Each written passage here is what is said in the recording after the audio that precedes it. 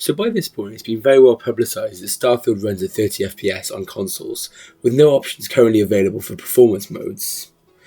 And that's led to a key question. Is playing Starfield at 30 FPS a problem?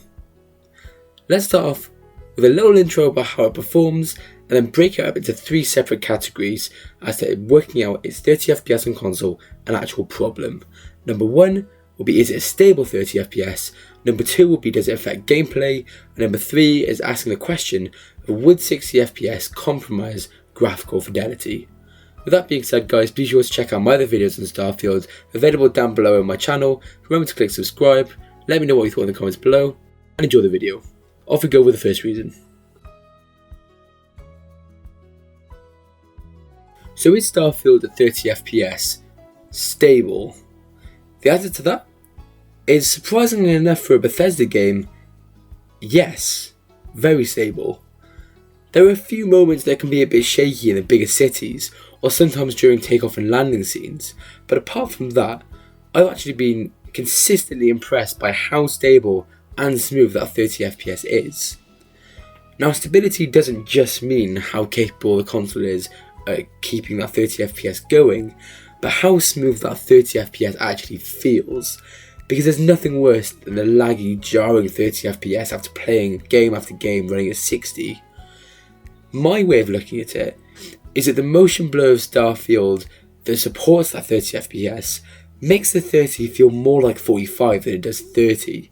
Because I know that some 30s can definitely feel more like the mid-20s. Starfield's 30 FPS hasn't been a problem for me, but I think that's probably a lot because I'm actually quite used to playing this sort of 30 FPS story games, as I've been playing on Xbox Series S as well as Series X.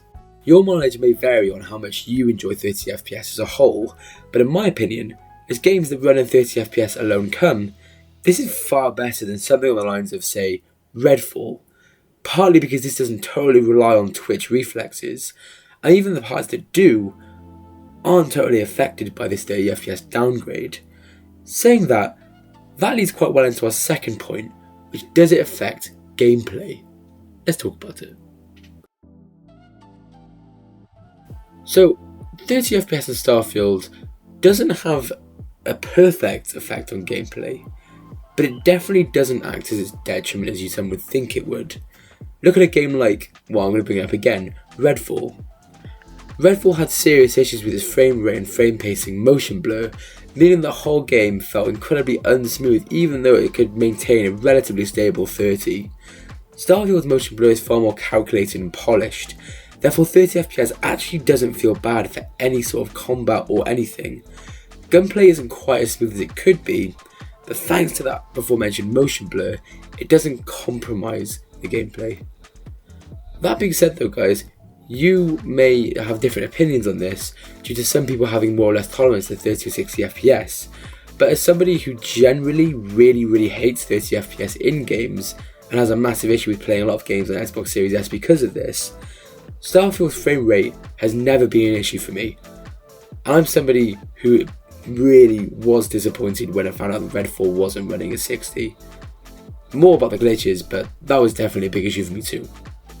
Moving on, you have our final reason. Would 60 FPS compromise graphical fidelity? And before we go there, guys, be sure to subscribe if you've enjoyed this video and check out my other Starfield videos. I've got several more releasing over the next coming weeks. I'm also working on a full review of Starfield as well. Now with that being said, on to the final reason. My final point is one that's been widely discussed by a lot of people, including Bethesda head Todd Howard, and that's, would 60S compromise the graphical fidelity of Starfield? This is actually quite a difficult one to talk about. Starfield is a beautiful game. It isn't boundary pushing in every way, but in some ways it is one of the most beautiful games available on the market today. There are definite stylistic choices that have led into this as well. And the argument is that 60 FPS would have been too much of a sacrifice for that graphical fidelity and would have massively downgraded how competently this game could show itself off. Undoubtedly also, Starfield is a massively CPU heavy game, and doubling the frame rate would have absolutely tanked the graphical quality, and the graphics and presentation of Starfield are what have sold that game for so many people, and it's also just a creative decision from Bethesda too, as they were going for how this game would look rather than just a raw frames per second. And judging by how much I've played of the game currently, they've pulled off a nice middle ground that while the game isn't running at 60, it doesn't feel like as unsteady and shaky as 30 can sometimes be. And that's why I've come to the conclusion, and you guys may disagree, but my opinion is that playing Starfield at 30 FPS is not a problem. And that while it's concerning as to the future of the Xbox Series X, as we're barely into its life cycle and already is struggling to run games at above 30, it is most definitely understandable in a game of this size and this magnitude. Let me know what you guys thought in the comments below.